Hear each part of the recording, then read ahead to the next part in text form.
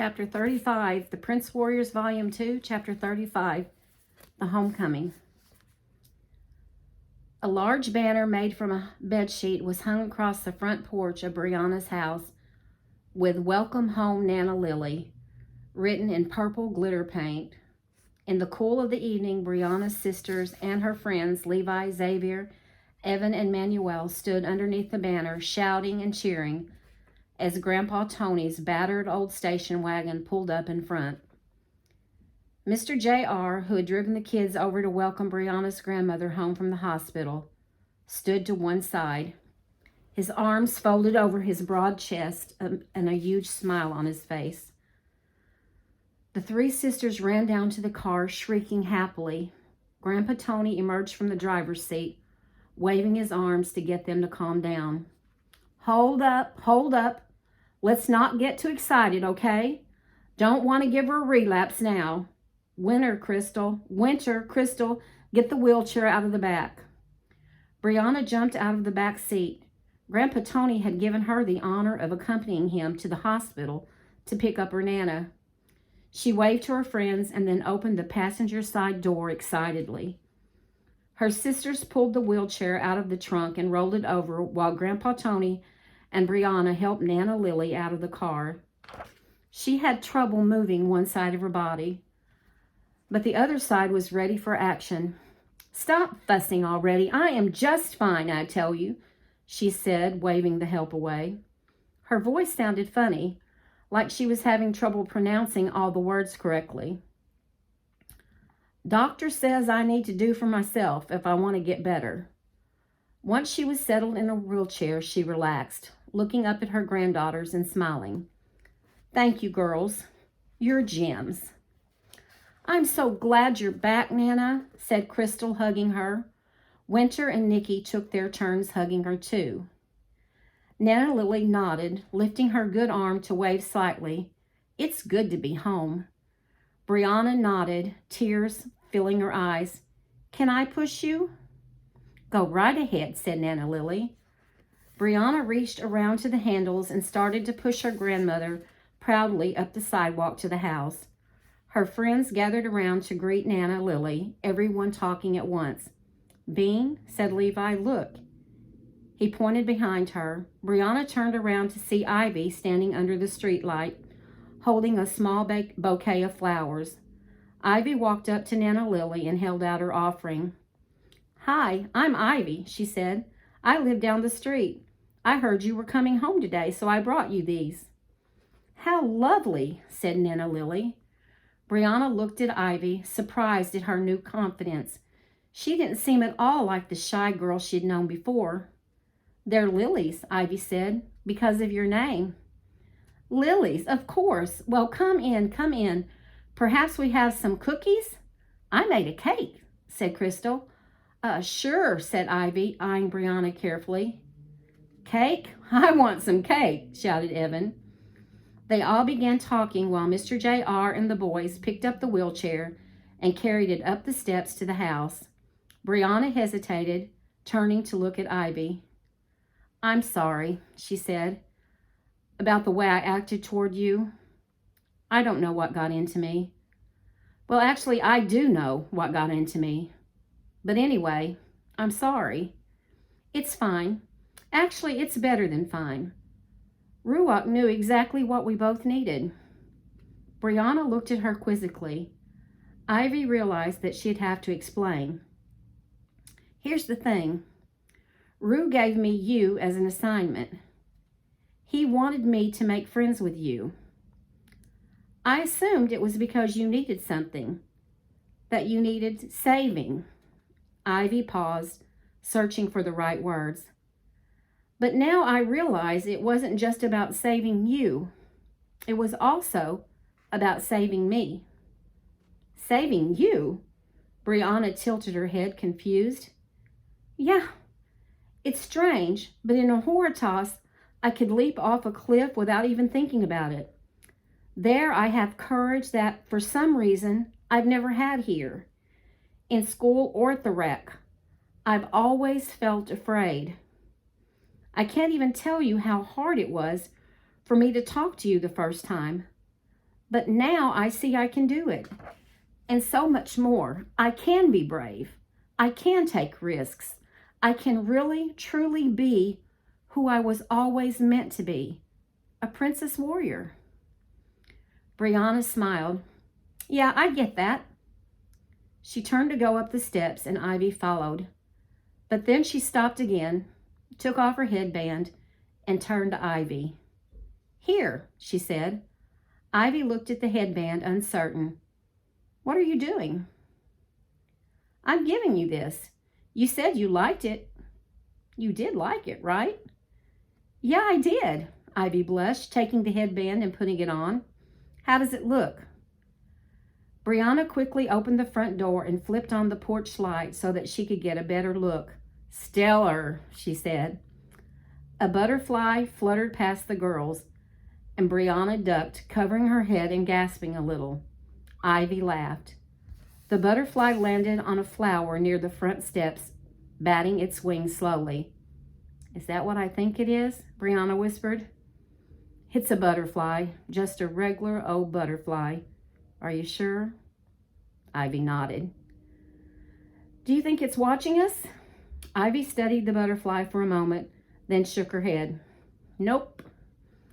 Girls, you coming in or what? Grandpa Tony peeked his head out the door. If you don't hurry, you'll be out here in the dark of night, and plus these boys are going to eat all that cake. Hey, we can't let that happen, Brianna said. She straightened, standing tall, like the princess warrior she still was. Let's go. Ivy nodded. The two girls charged toward the door, scaring the butterfly, which fluttered lazily away. As Brianna walked into the house, she was startled by Levi, who stood there as if he had been just about to come out. Oh, hey, Levi said. I was looking for you. For me? I'll just go in, said Ivy with a smile. She moved through the door. Ivy stopped and turned to Levi, wincing slightly as if she was afraid of what he might say. Yeah? Thanks for helping Bean and me. I sort of misjudged you, I guess. I'm sorry about that. Ivy's mouth dropped open slightly. Then she smiled. No big deal, she murmured. She glanced at Brianna, grinned, then went into the house. What's up, Brianna asked Levi. Cake gone already? No, I wanted to give you this. Levi pulled something out of his pocket and handed it to her. My lip gloss, Brianna shrieked. I was looking all over for it. She took off the cap and smeared it over her lips, which soon shone with a fresh application of glitter. Now you really look like yourself again, Levi said with a smile.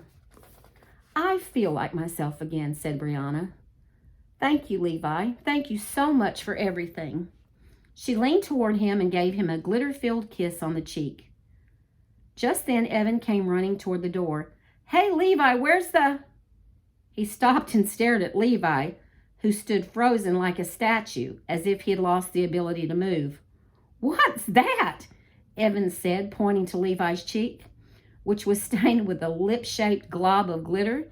Is that what I think it is? Huh. Levi finally moved, his hand reaching to his cheek. Evan, Brianna said, stepping toward him, I need to thank you, too, for going into the Quarton all by yourself. That was really brave. Evan backed away from her, suspicious. It was nothing. Nothing? Are you kidding? That was like the bravest thing I've ever heard of a kid, a prince warrior, doing. Well, I wasn't really alone. Ruach was there, and so was Rook. Well, I thought it was incredibly brave, said Brianna. Really? Really, in fact, I think you deserve a hug. She opened her arms and stepped toward him. Evan yelped and made a mad dash back into the house. Brianna burst into peals of laughter. Levi just shook his head. Girls, he said. Brianna chased after Evan with her arms still open, laughing. She saw him dart into the kitchen and followed, stopping in her tracks when she got to the doorway. Her family and friends were gathered around the candlelit table, on which sat a large chocolate cake. But the cake didn't say, Welcome Home, Nana. It said, Happy Birthday, Brianna. Brianna stared at the cake, puzzled. We never did get around to having that birthday party we planned, said Grandpa Tony, standing beside Nana Lily's wheelchair. Well, that's okay. You didn't have to. You mean you don't want your surprise? Said Nana Lily. She spoke slowly, but there was a mischievous sparkle in her eyes. Surprise? Brianna had almost forgotten about the surprise. She assumed, because of her behavior, that she didn't even deserve a birthday present. She thought of how she had thrown aside Levi's present, her helmet, so abruptly. It still made her wince to think about it. Close your eyes and put out your hands, Grandpa Tony said. Brianna looked around at all the faces, her sisters smiling with great anticipation, her friends trying hard not to laugh. She could barely breathe for the excitement she felt in her stomach. Maybe it was the hoverboard she wanted, or new clothes. Her mind raced through all the possibilities. Close your eyes, silly, Crystal cried. Hurry. Brianna closed her eyes and held out her hands. She heard some shuffling and muffled giggles. Then something plopped into her arms. It wasn't heavy and hard like a hoverboard. It wasn't light and soft like clothes either. It was squirmy and fluffy. Open your eyes, said Nana Lily. Brianna opened her eyes and gazed into a small, furry face with large, dark eyes. She opened her mouth and let out a shriek. A puppy! Everyone broke into cheers and laughter. The little animal recoiled at all the noise. It was black with a white patch on top of its head. Brianna pulled it into her arms and buried her face in its fur. A puppy, something, someone all her own.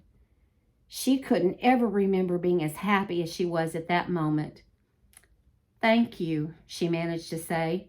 She's the sweetest thing I've ever seen. The puppy whined and licked her face several times. It was my idea, said Nikki. Was not, said Crystal, elbowing her. You've got to take care of yourself, Grandpa Tony said. Feed her and train her and all. I'm sure your sisters will be glad to help. Sure, for a price, said Nikki with a laugh, but it won't be much. I will, Brianna said. I'll help too, Ivy said. That is, if you want me to. Brianna smiled at her. Her friends gathered around to pet the puppy, all but Manuel. I'm rather allergic, he said with a sniffle. What are you going to name her? Levi asked. I think I'll call her... Brianna paused, gazing down at the white, furry center of her puppy's forehead. She thought of Stella. That creature hadn't lived up to her name, but maybe this one would. I'll call her Star, she announced, in honor of this cute white patch. It kind of looks like one, I think. Brianna chuckled as the puppy burrowed into her arms as if she was planning to stay there for a long, long time. I always liked that name. Ah, said Nana Lily, that's perfect. As if in approval, the night sky outside lit up with a million stars, and from somewhere above them, Ruach hovered, watching his warriors and their loved ones celebrate this happy moment. He was proud of them, but he knew their journey was not yet finished. There would be struggle and challenge that would test them to their very core, but it would not come without victory and joy and hope, because they were, after all, Prince Warriors.